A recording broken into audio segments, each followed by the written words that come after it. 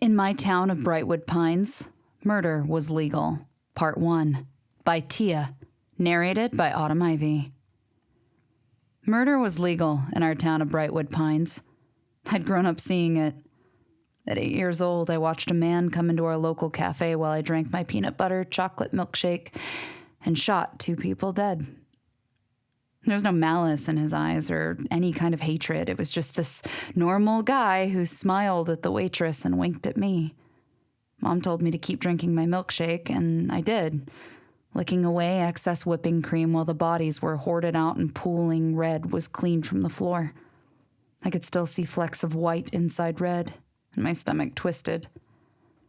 But I didn't feel scared. I had no reason to be. Nobody was screaming or crying. The man who'd shot them had sat down to eat burger and fries and didn't even blink an eye. That was my first experience seeing death, and not my last. With no rules forbidding murder, you would think that a town would tear itself apart. That is not what happened. Murder was legal, yes, but it didn't happen every day. It happened when people had the urge. Mom explained it to me when I was old enough to understand. The urge was a phenomenon that had been affecting townspeople long before I was born. There was no real way to stop it. So it didn't stop. Mom told me she'd killed her first person at the age of 17. Her math teacher. There's no reason or motive. Mom said she just woke up one day and wanted to kill someone. Unfortunately, it was her math teacher who had gotten in the way. I always wondered why she described her killing so vividly to me. I was 8 years old, and my mom spent hours detailing how she had successfully managed to sever his head from his body with nothing but a phone charger and a knife taken from her kitchen. That specific killing became more of a bedtime story to lull me to sleep. Mom would sit on the edge of my bed and tell me all the ways she'd wanted to murder her math teacher, describing how it felt for his blood to splatter her hands and paint her face. I didn't like her smile when she told me about her killing. Sometimes I got scared she was going to murder me too. Growing up, I constantly had been on edge. Every day I woke up, pressed my hand to my forehead, asking myself the same questions. Did I want to kill anyone? And those thoughts blossomed into paranoia when I wasn't really sure what I was feeling. It's not like I didn't know what it was like. Dad had let me hold a knife and taught me how to properly hold a gun. Mom gave me lessons in severing body parts. Both of them wanted me to follow through with the urge when it hit me inevitably, and I wanted to fit in. Our elementary school teacher had told my class as little kids that the urge was part of growing up, and if we fought it, if we tried to get out of it, our mind and body would face the consequences. She didn't elaborate, though I didn't really want her to. All our teacher had to say was, bleeding from the mouth and severe reaction in the brain. And I was already squirming, along with my 12 other classmates. The urge became something I anticipated instead of fearing. Because if I got it, if I had my first kill as young as my mom, then my parents would be proud of me. When I started middle school, our neighbors were caught killing and cannibalizing their children, turning them into bone broth. I knew both of the kids, Clay and Clara. I'd played with them in their yard and eaten cookies with them. Clara told me she wanted to be a nurse when she grew up, and Clay used to tug on my pigtails to get my attention. They were like siblings to me. No matter what my parents said or my teachers, my gut still twisted at the thought of my neighbors doing something like that. Days after the cops had arrived, I saw Mrs. Jensen watering her plants. But when I looked closer, there was no water. She was just holding an empty hose over her prize roses. I stood on my tiptoes, peering over our fence. Mrs. Jensen? I'm okay, Elle. Her voice didn't sound okay. Are you sure? I asked. I pointed at the hose grasped in her hand. You forgot to turn your water on. I know. Mrs. Jensen? I took a deep breath before I could stop myself. Did you like killing Clay and Clara? Why, yes, she hummed. Of course I did. I slurped up that bone broth like it was my prize tomato soup. They were delicious. I nodded. But didn't you love them? She didn't reply for a moment before seemingly snapping out of it and turning to me with a bright smile, with too many teeth. That was the first time I started to question the urge. It was supposed to make you feel good, acting like a relief, a weight from your chest. Killing another human being was exactly what the people in our town needed. But what about killing their families and children? Did it really make them feel good? Looking at my neighbor, I couldn't see the joy my mom had described in her eyes. In fact, I couldn't see anything. Her expression was the kind of blank that scared me. It was oblivion staring back, ripped of real human emotion. Mrs. Jensen's smile stretched across her lips, like she could sense my discomfort. I noticed she was yet to clean her hands. Mrs. Jensen's fingernails were still stained a scary shade of red. Instead of replying, the woman moved towards my fence in slow, stumbling strides. She was dragging herself, like moving caused her pain, an agony that I couldn't understand. It was exactly what my mother had insisted didn't exist when killing. Pain. Humanity. All of the adults told us that we would not feel those things when killing. We wouldn't feel regret or contempt. We would just feel good. It was a release, like cold water coming over us. We would never feel better in our lives than when we were killing. And our first would be something special. When Mrs. Jensen's fingers still slick with her children's blood wrapped around the wooden fence, I found myself paralyzed. Her manic grin twisted and contorted into a silent wail, and her once vacant eyes popped open, like she was seeing me for the very first time. I want to go home, she whispered, squeezing onto the wooden fence until her own fingers were bleeding. Can you tell them to let me go home? I would like to see my children right now. Do you hear me? Mrs. Jensen wasn't looking at me. Instead, her gaze was glued to thin air.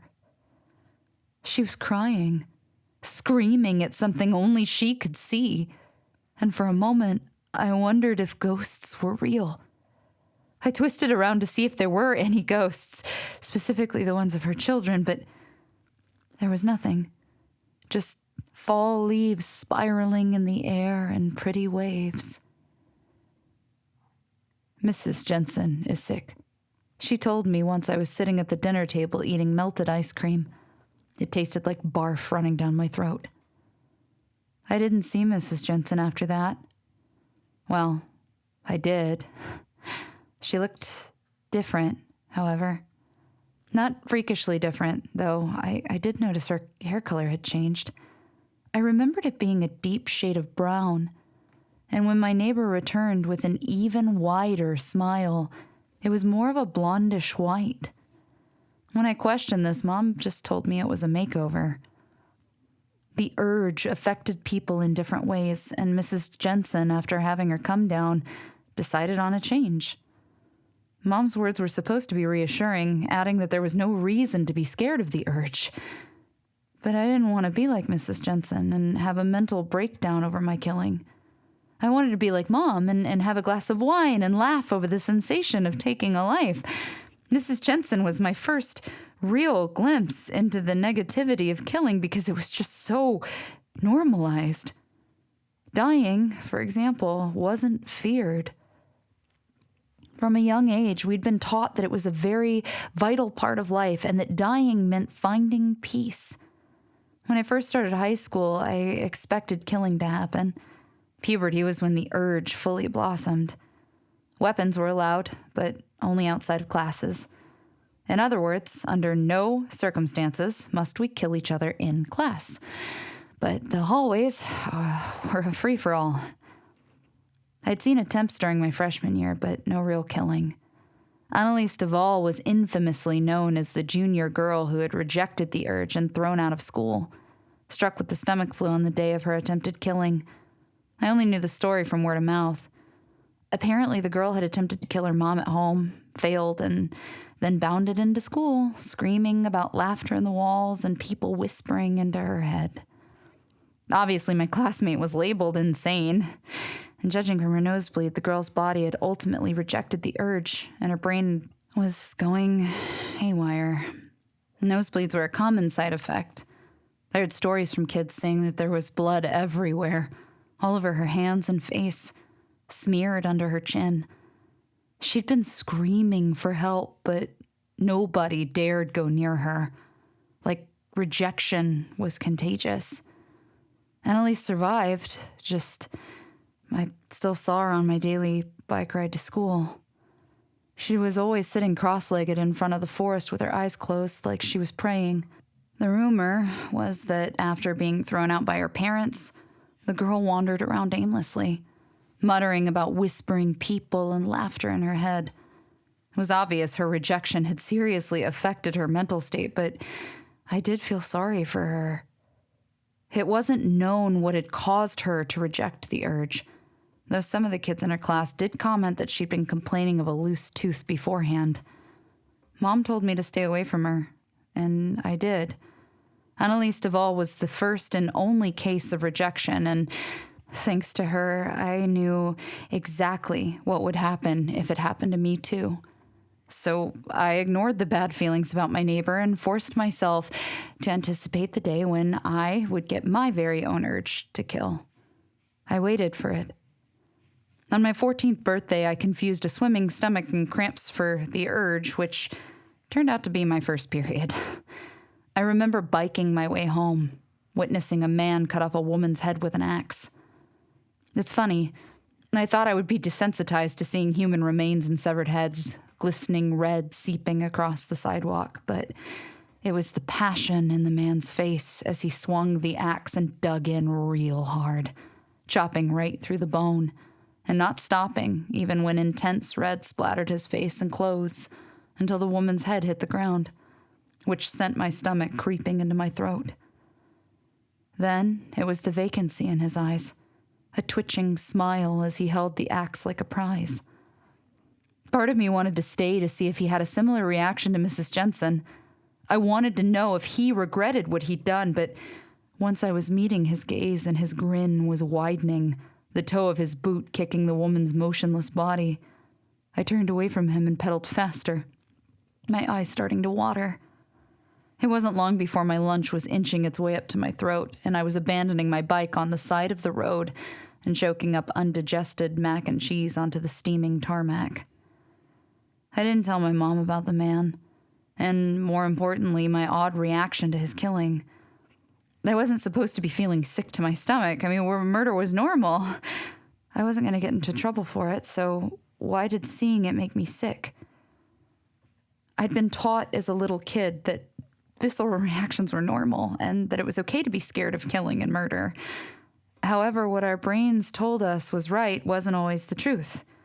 Our teacher had held up a teddy bear and stabbed into its stuffing with a carving knife. We'd all cried out until the teacher told us that the bear didn't care about dying. In fact, it was ready to find peace, and it didn't hurt him. In other words, we had to ignore what our minds told us was bad. Mom told me I would definitely start having conflicting feelings before my first killing, but that it was nothing to worry about. I did worry, though. I started to wonder if I was going to become the next Annalise Duvall. Maybe the two of us would become friends, sharing our delusions together. My 17th birthday came and went, and still no sign of the urge. I noticed Mom was starting to grow impatient. She had a routine of coming to check my temperature every morning, regardless of whether I felt sick or not. "How are you feeling?" I couldn't help but notice that Mom's smile was fake. She dumped my breakfast on a tray in front of me, and when I risked nibbling on a slice of toast, she dropped the bombshell. "Elle, you're almost 18 years old," she said. I noticed her hands were clenched into fists. Do you feel anything? I considered lying, though then I would have to kill someone, and without the urge, I was pretty sure I wouldn't be able to do that. I don't know, I answered honestly, propping myself up on my pillows. Most of the kids in my class, she cut me off with a frustrated hiss. Yes, I know, they have all killed someone, and you haven't. Her eyes narrowed. People are starting to notice, Elle. She spoke through a smile, which was definitely a grimace. And when people start to notice, they get suspicious. I've been on the phone with 3 different doctors this morning, and all of them want to book you for an MRI, just to make sure things are normal. The MRI? I almost choked on the apple I'd been chewing on. Yes, Mom sighed. We can't ignore that things aren't abnormal. You are 17 years old, and you haven't had one urge to kill. The minimum for your age is 1 kill, she said. Minimum, Elle. You have not killed anyone, and when I bring it up, you change the subject. I changed the subject because she started asking if I wanted to practice. I wasn't sure what practice meant, but from the slightly manic look in her eye, my mom wasn't talking about dolls or teddy bears. It was so-called normal to practice killing. There were even people who volunteered to be targets at the local scrapyard. Most of them were old people. Joey Cunningham in my class told everyone his uncle took him to practice when he was 13. He killed 3 people without the urge. 5 years on, Joey had accumulated a total of 14 kills. He never failed to remind everyone in almost every class. I could taste the apple growing sour in the back of my mouth. Mom was just trying to help, and it's not like I was doing this intentionally. The idea of going to the scrapyard and killing random people, even if they gave me permission to, wasn't appealing in the slightest. I'm okay, I said. When Mom's eyes darkened, I followed that up with, I have spare time after class, so... I meant to finish with maybe, but the word tangled in my mouth when I took a chunk out of the apple and pain struck. Throbbing pain, which was enough to send my brain spinning off its axis. For a moment, my vision blurred, and I was left blinking at my mother, who had become more of a silhouette than a real person. I was aware of the apple dropping out of my hand, but I couldn't think straight. The pain came in waves, exploding in my mouth, and when I was sure I could move without my head spinning, I slammed my hand over my mouth instinctively to nurse the pain. Except that just made it worse. Crap. Had I chipped my tooth? Blinking through blurry vision, I knew my mom was there, but so was something else. As if my reality was splintering open, another seeping through, I suddenly had no idea where I was, and a familiar feeling of fear started to creep its way up my spine. But the thing was, I knew exactly where I was. I had known this town, this house, my whole life. So that feeling of fear didn't make sense. The more I mulled the thought over in my mind, however, pain striking like lightning bolts, something was blossoming. It both didn't make sense, and yet it also did. In the deep crevices of my mind, the feeling was familiar, and I had felt it before. No matter how hard I squinted, though, I just couldn't make it out. When I squinted again, a sudden shriek of noise rattled in my skull, and it took me a disorienting moment to realize what I could hear was laughter. Hysterical laughter, which seemed to grow louder and louder, encompassing my thoughts until it was deafening. Not just that. The walls were swimming, my posters flashing in and out of existence before seemingly stabilizing themselves. I blinked. Was I losing my mind? Maybe this was a side effect of rejecting the urge. Elle? Mom's voice cut through the phantom laughter, which faded, and I blinked rapidly. Sweetie, are you okay? Yeah. The word was in my mouth before the thought could cross my mind. I shook my head, swallowing. Yeah, I'm, fine. She nodded, though her expression darkened, scrutinizing. I knew she couldn't wait to get me under an MRI. All right, finish your breakfast. School starts in half an hour. Mom stopped at the threshold. She didn't turn around. I really do think practicing killing will help a lot. I flinched when another wave of laughter slammed into me. Faded, but very much there. Definitely not a figment of my imagination. Checking in my bedroom mirror, I didn't have a loose tooth. Even thinking that, though, panic started to curl in the root of my gut. When I was sure I wasn't losing my mind after checking and rechecking that the walls were actually real, I got washed up and dressed and grabbed my backpack. My brain wouldn't shut up on my way to school, and my gut was twisting and turning, trying to projectile that meager slice of toast.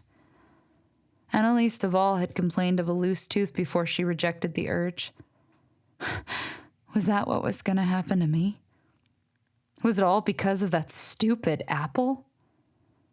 At school, I was surprised to be cornered by a classmate I had said maybe, 5 words to, in our combined time at Briarwood High. Kaz Isaacs was one of the first kids in my class to be hit with the urge and almost ended up like Annalise Duvall. I don't even think it was the urge. I think it was just driven to kill through emotions like so many adults had tried to tell us wasn't real. Kaz was a confusing case where a teenager had actually blossomed early, or not at all, and struck with his own intent. People argued that there was paranoia, and the local doctor insisted he was fine, though I couldn't help wondering if it wasn't paranoia. Kaz didn't need the urge. Halfway through math class 2 years prior, I'd been daydreaming about the rain. It rarely rained in Brightwood. Every day was picturesque. I did remember rain. I knew what it felt like hitting my face and dropping into my open mouth and cupped hands. When I asked Mom if it was ever going to rain, though, she always got a funny look on her face. "Sweetie, it doesn't rain in Brightwood," she told me, which only confused me even more. It's not like I'd imagine the feeling of freezing cold rain and my own shivering as I splashed through puddles without an umbrella. The more I pried into these memories, I realized there were no puddles in Brightwood. It never rained, so where had I jumped into puddles? Did I really dream of my experiences in the rain? And if so, how? How did I know what it felt like?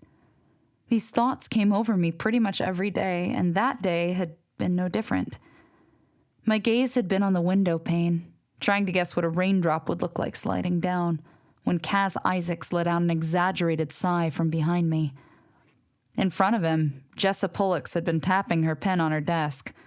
It wasn't annoying at first, but then she kept doing it. Tippity-tap. God, I could tell it was annoying him too, because Kaz politely asked her 3 times to stop making the noise, to which she just ignored him. If anything, she instead tapped louder, this time drumming in frenzied beats on her workbook. Now, I'd grown up learning that the urge came with no warning, motive, or reason. It happened whether you liked it or not. Kaz was different. His case was rare. This time, he did have a motive. And despite having it hammered into us our whole lives that killing didn't need a reason and was not driven by negative emotion, my classmate did have a reason, and was in fact driven by anger. An anger strong enough to murder. This time, I saw it happen in clarity. When I caught movement in the corner of my eye, I was looking around the class to see the boy halfway off his chair, his fingers wrapped around a knife. The girl instantly knew what he was going to do, even without turning around. We weren't supposed to be scared of dying, I thought dizzily, watching the girl let out a wail and dive forward, her eyes cartoon-like. Like an animal, Kaz already had a tight hold of her ponytail and tugged her back. Though in fight or flight, the girl was screaming, flailing. She didn't want to die, I thought. Was that normal? Mom always insisted that if it was our time, it was our time, and if someone attacked us, even family members, that we just accepted it. I caught the moment her elbow knocked into the boy's mouth just as he drove the blade of the knife into her skull. Until then, he'd been panting and laughing, his eyes lit up with an insanity I only knew from my mom's tales. She told me stories where her friends had gotten pleasure from killing. As quick as it had come, though, the euphoria of taking someone's life left the boy's eyes, and he dropped to the ground, one hand over his mouth, the other slipping from the knife. The teacher was already shouting that no murder was allowed in class and ordered Kaz to go and clean himself up. I wasn't sure he could hear her, though. When he lifted his head, I glimpsed something seeping through his fingers, running in sharp rivulets down his wrist. And then my gaze was flicking to his expression, which was not what I was expecting. Replacing joy and unbridled pleasure was fear. His eyes were wide, frightened, lips twisted. It was the exact same expression I'd seen on Mrs. Jensen. A cocktail of confusion and pain followed by a sense of emptiness. Like neither of them could understand where they were or even who they were. I guess that was what the urge did, or the variance that contorted in people and made them reject it. Like a wounded animal, Kaz's frenzied gaze scanned our faces. He blinked before realizing his nose was bleeding. "Shit," he muttered. The boy jumped to his feet, and in 3 shaky strides, he pulled open the classroom door and disappeared down the hallway in a stumbled run. The next day, the boy came to class with his usual smile. When I asked him what had happened, he explained it was just an abnormal reaction and that he was fine. Kaz's words were strange, though. He wasn't even looking at me, and his smile was far too big. He got his first kill, though, so that gave him bragging rights as the first sophomore to come of age. Kaz Isaacs and Annalise Duvall both had similar experiences. One of them had clearly lost their mind, while the other had seemingly avoided it. And speaking of Kaz, it wasn't the norm for him to be talking to me at school, but there he was, blocking me and my way into the classroom. Hey, he was quick to sidestep in front of me when I tried pushing him out of the way. There'd been an instance the year prior when I'd considered asking him to prom.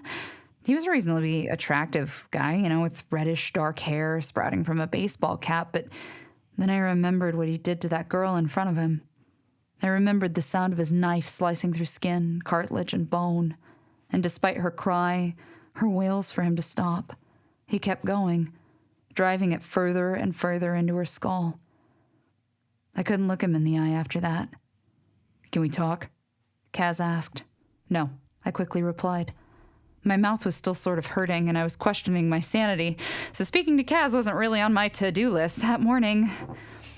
Kaz didn't move, sticking an arm out so I couldn't get past him. "Got a toothache by any chance?" To emphasize his words, he stuck his finger in his mouth, dragging his index across his upper incisors. "Like, bad toothache?" His voice was mumbled by his fingers. Kaz leaned forward, arching a brow. "You do, don't you? Right now, you feel your whole mouth's on fire, and yet you can't detect any wobblies." The guy's words sent a shiver down my spine. He was right. That hadn't felt right since biting into that apple.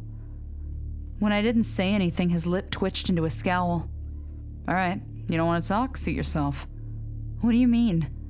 He shrugged. "When you feel like talking, I'm here, all right? I'll be your support system or whatever." Kaz's words didn't really hit me until several days later when I woke up with a throbbing mouth and knelt over the corpse of my mother. The urge had finally come. It was something I'd been anticipating and fearing my whole life, terrified I wouldn't get it, ended up ostracized by my loved ones, but when I saw my mom's body and the vague memory of plunging a kitchen knife into her chest hit me, I didn't feel happy or relieved. I felt like I'd done something bad, which was the wrong thing to think. Killing was good. The words echoed in my mind. Killing was our way of release. How could I think that when there was a knife clutched between my fingers? The weapon that had killed her, hurt her. How was this supposed to make me feel good?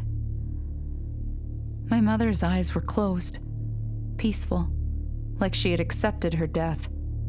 The tip of the knife dripped deep, dark red, and I know I should have felt happiness, but I felt empty. I felt despair in its purest form that began to chew me up from the inside as I lulled from my foggy thoughts. I screamed. I wasn't supposed to scream. I wasn't supposed to cry, but my eyes were stinging and I felt like I was being suffocated. I saw flashes in quick succession, a room with moving silhouettes and the smell of coffee. Mom never let me try coffee. And I was sure we never had it in the house, so how did I know the feeling of it running down my throat and quenching my thirst? How did I know the aroma of crushed coffee beans struggling to prick at memories refusing to surface? My mouth throbbed once again, my thoughts growing foggy and distant. Just like in my bedroom, the walls started to swim. This time, I dived to my feet and jumped over my mom's corpse, slamming my hands into them. They were real. I could feel them. Even as I slammed my fists into them, however, somehow they felt wrong. Like I was hitting an object which was supposed to be real but wasn't. Almost as if on cue. There it was again. Laughing. Loud shrieks of hysterical laughter thrumming in time to dull pain pounding in my back tooth. Blinking through an intense mind fog, choking my mind. My first coherent thought was that, yes, Kaz was right. I did have a loose tooth, and when I was sure of that, I was stuffing my bloody fingers inside my mouth and trying to find it. I grabbed at the knife feverishly. My first thought was to cut it out. When there was a sudden knock at my front door. With the blood pooling across our kitchen floor, I struggled to get to the door. Annalise Duvall was standing on my doorstep. I'd seen her in an odd assortment of clothes, but this one was definitely eye-catching. The girl was wearing a wedding dress that hung off of her, the veil barely clinging onto her bedraggled curls she never brushed. Blinking at me through straggly blonde hair, the girl almost resembled an angel. The dress itself was filthy, blood and dirt smeared down the corset, and the skirt was torn up. But she did suit it, in a weird way. "Hello, Elle." The girl lifted a hand in a wave. Her smile wasn't crazed like my classmates had described. Instead, it was sad. Annalise's gaze found my hands slick with my mother's blood, though barely seemed fazed. "Do you want to see the wall people?" she whispered. Until then, I'd ignored her ramblings. Then I started hearing the laughing, and suddenly wall people didn't sound so crazy after all. I nodded. "Can you hear the laughing?" I asked. "Sometimes." "Sometimes?" She did a twirl in the dress. "That's how it started for me. Laughing. I heard a lot of laughing, and then I found the wall people." I winced when she came close. So close it almost suffocated me. "Nobody believes me, and it's sad. I'm just trying to tell people about the wall people, and they label me as crazy. They say something went wrong with my head." Annalise stuck 2 fingers into her temple, miming pulling a trigger. "I'm not the wrong one. I know about the wall people and the laughing. I know why I got the urge to kill my mom."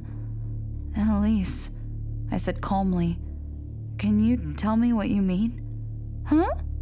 Her eyes were partially vacant, that one slither of coherence quickly fading away. Instead of speaking, I took her arm gently and pulled her down my driveway. "Can you show me what you found?" Annalise walked ahead of me, tripping in her wedding dress. She cocked her head. "Did you kill your mother?" Her lips twitched. "That's funny. According to the wall people, you're not supposed to kill someone until season 2. She blinked, giggling, and I forced myself to run after her. Jesus, she was fast, even when wearing a wedding dress. Annalise leapt across the sidewalk, twisting and twirling around like she was in her own world. Before she landed in front of me, her expression almost looked sane. "I wonder which season it'll be. Will it be summer? Maybe fall or winter? I guess it's not up to you, is it? It's up to the urge." Laughing again, the girl grabbed my hand, her fingernails biting into my skin. I glimpsed a single drop of red run from her nose, which she quickly wiped with the sleeve of her dress, leaving a scarlet smear. "Let's go and see the wall people, Elle," she said. As her footsteps grew stumbled, blood ran down her chin, spotting the sidewalk. I don't know if coherency ever truly hit Annalise Duvall, but knowing she was bleeding, her steps grew quicker, more frenzied. Your nose. was all I could say when rivers of intense red stained the girl's dress. Annalise nodded with a sad smile. I know, she said. Don't worry, it'll stop when I shut up. Her smile widened. But what if I don't shut up? What if I show you the wall people? To my surprise, she leaped forward and flung out her arms, tipping her head back and yelling at the sky. What if I don't shut up? Annalise laughed. What are the wallpaper gonna do, huh? Are you gonna explode my brain? When people started to come out of their houses to see what was going on, I dragged her into a run. Are you insane? I hissed out. Maybe. Annalise seemed to be floating through awareness and whatever the hell the urge had done to her. Don't worry, they're just peeking. What? The girl had an attention span of a rock. Her gaze went up to the sky. They're gonna turn the sun off, so I can't show you. Her words meant nothing to me before the clouds started to darken. And just like Annalise had predicted, the sky started to get dark. Knowing that somehow this supposedly crazy girl knew when things were going to happen only quickened my steps into a run. Hey! Halfway down the street, Kaz Isaacs was riding his bike towards us. I found it odd. Kaz didn't own a bike. He rode the bus to school. Elle! Waving at me with one hand, his other grasping at handlebars, Kaz pedaled faster. Yo! You want to hang out? Peeking, Annalise said under her breath. Ignoring Kaz, I nodded to Annalise to keep going, though the boy didn't give up. We twisted around and he caught up easily, skidding on the edge of the sidewalk. When he came to an abrupt stop in front of us, his gaze flicked to Annalise. Shouldn't you be praying in the forest? The girl recoiled back like a cat, hissing out, Peeking. Kaz shot me a look. Of all the people you could have made friends with, you chose Annalise Duvall? His eyes softened when I ignored him and pulled the girl further down the road. Kaz followed slowly on his bike. Where are you going anyway? Isn't it late? It was 4 p.m.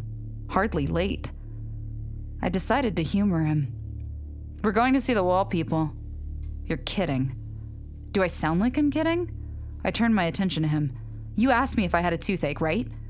His expression crumpled. I did? I noticed Annalise was clingier with him around, sticking to my side. Every time he moved, she flinched, tightening her grip on my arm. She was leading us into the forest, and I swore the closer we were getting to the clearing, the more the townspeople were popping up out of nowhere. An old woman greeted us, followed by a man with a dog, and then a group of kids from school. Annalise entangled her fingers in mine, pulling me through the clearing. Kaz followed hesitantly, biking over rough ground. Once again, I think this is a bad idea, he said in a sing-song voice. We should go back. When it was too dangerous for his bike, he abandoned it and joined my side. Elle, this girl is insane, Kaz hissed out. What are you even doing? What is this going to accomplish except potentially getting lost? I want to know if she's telling the truth, I murmured back. He scoffed. Telling the truth? Look at this place. He spread out his arms, gesturing to the rapidly darkening forest. There's nothing here. No. Annalise ran ahead, staggering over the trippy ground. No, it's right over here. She was still fighting a nosebleed. Her words were starting to slur. She turned to Kaz. You're peeking. She spat, striding over to him until they were face to face. Stop peeking, she said, her fingers delving under her wedding skirt where she pulled out a knife and pressed it to his throat. If you peek again, I will cut you open. Kaz nodded. Got it, Blondie. No peeking. Annalise didn't move for a second, her hands holding the knife trembling. You're not gonna tell me I'm crazy again, she whispered. You're not crazy, Kaz said dryly. Say it again. You're not crazy, he yelped when she pressed pressure onto the blade. Can you stop swinging that around? Jeez. Annalise shot me a grin, and it took a second for me to realize. Kaz was scared of the knife.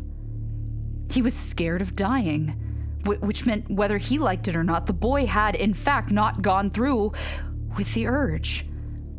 I thought the girl was going to slash Kaz's throat open in delight, but instead, she looped her arm in his like they were suddenly best friends. Come on, Elle! She started walking, pulling the boy with her. We're close. I wasn't sure about that. What we were, however, was lost. When the three of us came to a stop, it was pitch black, and I was struggling to see in front of me. Annalise, however, walked straight over to thin air and gestured to it with a grin. Ta-da! Spluttering through pooling red, she let out a laugh. See? Kaz, who was still uncomfortably pressed to her no matter how hard he strained to get away, shot me a look I could barely make out. I'm sorry, what did I say? That we were gonna get lost? That Annalise was certifiably crazy and we were very lost? Huh. At first I thought I really was crazy. Maybe Annalise's condition was contagious. I could hear it again, laughing. But this time it was coming from exactly where Annalise was pointing. And when she slammed her hand into thin air, there was a clanging noise that sounded like metal. Slowly, I made my way towards it. And when my hands were touching sleek metal, what felt like the corners of a door, more pain struck my upper incisors. Holy shit. Kaz was pressing himself against the door and then slamming his fists into it. The crazy bitch was right. His words hung in my thoughts on a constant cycle as we delved into what we thought should have been a forest. And after all, we'd been standing in the middle of nowhere. The laughter was deafening when I stepped over the threshold, and I had to slap my hands over my ears to block it out. Through the invisible door, however, was exactly what Annalise had described. Wall people. All around us were what looked like television screens, and on those screens were people. Faces. They were not part of the laughter. The laughter was mechanical and wrong, rooted deep inside my skull. The faces that stared down at us looked like normal people, men, women, and some were teens and even younger children. Annalise and Kaz were next to me, their heads tipped back, gazes glued to the screens. Not the ones I was looking at, the ones on tiny computer monitors. It was when I was tearing my eyes from our audience that I started seeing what Kaz had stiffened up at next to me. One screen in particular showed his face. He was younger, maybe a year or two. No, I thought, barf creeping up my throat. It was when he'd killed that girl. His hands clasped in his lap were still stained and slick with her blood. The Kaz on the screen seemed a lot more laid back, his feet resting on the table in front of him. There was a cockiness in his eyes that I'd never seen before. This boy's eyes were cruel. Why exactly have you signed up for this program? A man's voice crackled off screen. Duh. Kaz held up his scarlet hands, a grin twisting on his lips. So I can get my darkroom rep back. He leaned forward, his eyes wide. That is gonna happen, right? I mean, I don't do this shit for free, and I've got 1 million followers to impress, man. Darkroom loves me, even if I did go too far that one time, which it wasn't even my fault. You're correct, the man said. Darkroom does benefit from its influencers. Our program aims to help satisfy certain needs across the planet by broadcasting them right here. He paused. You've killed 5 people before signing up for Darkroom, correct? Your parents? Parents and brother. Kaz chuckled. I gutted him with my fave knife and filmed it. Obviously, my TikTok got taken down with all the freaks in the comments moaning, and then suddenly I found you guys. Whole lot of sick freaks, but who's complaining, right? I mean, not me. And, men cleared his throat. You will keep killing? We're aware the initial implant impacted your brain quite badly. In the subdued state, you will keep killing, as the so-called urge says. However, in reality, we will be sending signals to your brain which will make you kill. All right, do it. Are you sure? We couldn't help noticing during your first kill you seemed to, react in a way that we have not seen before. He cocked his head. Did my fans like it? Well, yes. Good. Kaz held out his arm. Do it again. And do it right this time. As long as I'm getting 40K every appearance, I'm good. You can slice my brain up all you want. I'm getting paid anyway, so... His gaze found the camera. What are you waiting for? When the screen went black, before flickering to a bird's eye view and then a close-up of my house, I felt my legs give way. As if on impulse, I prodded at my mouth and felt for the loose tooth. Kaz spoke up, his voice a breathy whisper, his eyes still glued to the screen. That wasn't me. It was me, but I don't remember that. Instead of answering him, I turned to the startled-looking boy when alarm bells started ringing and the room was suddenly awash in red. Peeking? Annalise screamed, dropping to her knees, rocking backwards and forwards. Ignoring her, I focused on Kaz, or whoever the hell he was. You need to knock my tooth out. Now.